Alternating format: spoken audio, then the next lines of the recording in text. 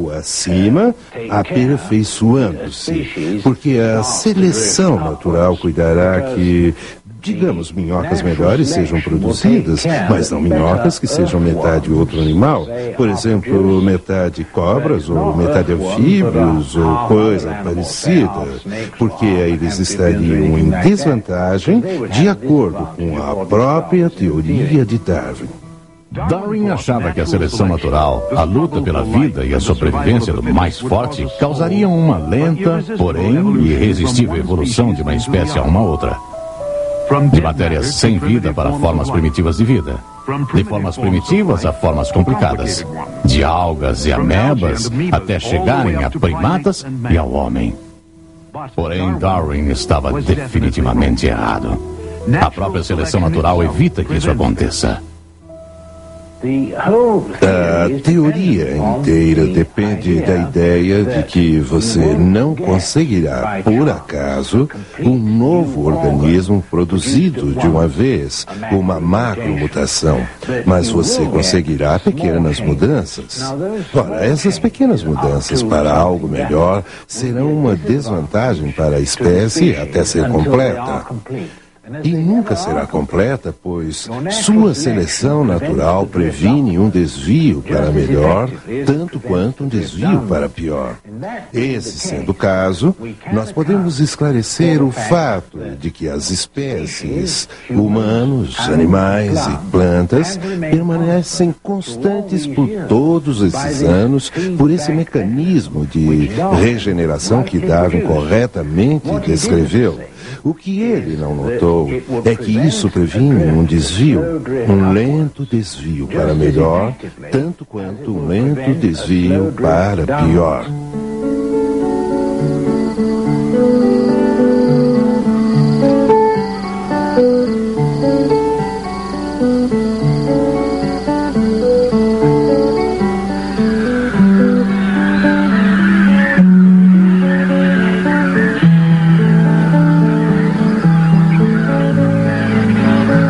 E Deus disse: produza a terra seres viventes conforme a sua espécie, animais domésticos, répteis e animais selvagens segundo a sua espécie.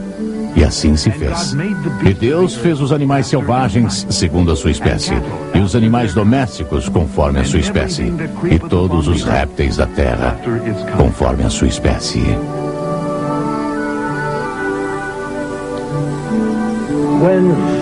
Ora, quando a Bíblia diz que Deus fez os animais e o homem e as plantas segundo a sua espécie, para se reproduzirem segundo a sua espécie, esbarramos contra uma verdade científica absolutamente básica, que é tão verdade hoje como era quando Moisés a colocou por escrito. Então Deus fez mesmo as redes de reprodução de genes constantes. Você pode variar dentro dela, mas não por fora dela, como uma certa composição musical de Mozart. Por mutações de pontos, por mudanças de pontos, não pode ser transformada numa fuga de Bach, ou não pode ser mudada em uma sonata de Mozart. Ela permanece constante. E é isso mesmo que a Bíblia diz sobre as espécies e gêneros que Deus fez. As leis que já descobrimos as estabilizam dentro de suas próprias fronteiras com perfeita rigidez. Então vemos que as leis e descobertas da genética fornecem forte apoio à criação. É também importante notar que os fósseis concordam com esses achados. O fato é que Darwin até disse que as evidências dos fósseis talvez fossem a mais séria objeção à teoria da evolução.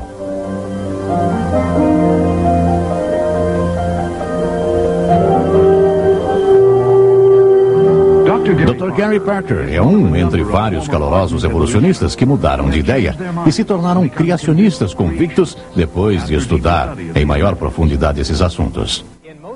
Na cabeça de muita gente, os fósseis e a evolução andam de mãos dadas, quando na realidade os fósseis são um embaraço e perturbam a teoria evolucionista, oferecendo forte apoio ao conceito da criação. Se a evolução fosse verdade, acharíamos literalmente milhões de fósseis que mostrariam como um gênero de vida lenta e gradual se tornou em outro gênero de vida. Mas os eros perdidos são o segredo do ofício, como se fosse da paleontologia. A questão é que os eros ainda estão perdidos. O que nós encontramos são vãos que acentuam as fronteiras dos diferentes gêneros. São esses vãos que fornecem provas da criação dos gêneros diferentes. Para dizer a verdade, há vãos entre cada um dos gêneros mais importantes das plantas e dos animais. As formas em transição estão faltando aos milhões. O que encontramos são gêneros complexos e separados que nos indicam a criação.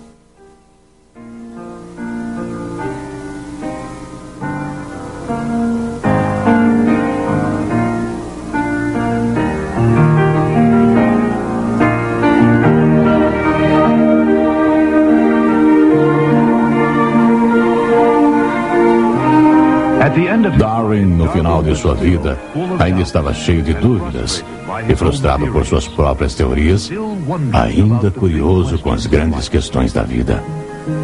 Então, ele faleceu.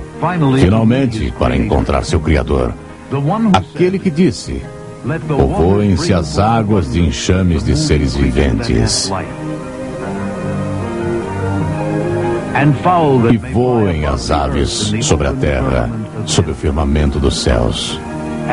E Deus então criou os grandes animais marinhos e todos os seres viventes que rastejam, os quais povoavam as águas segundo a sua espécie, e todas as aves segundo a sua espécie. E viu Deus que isso era bom.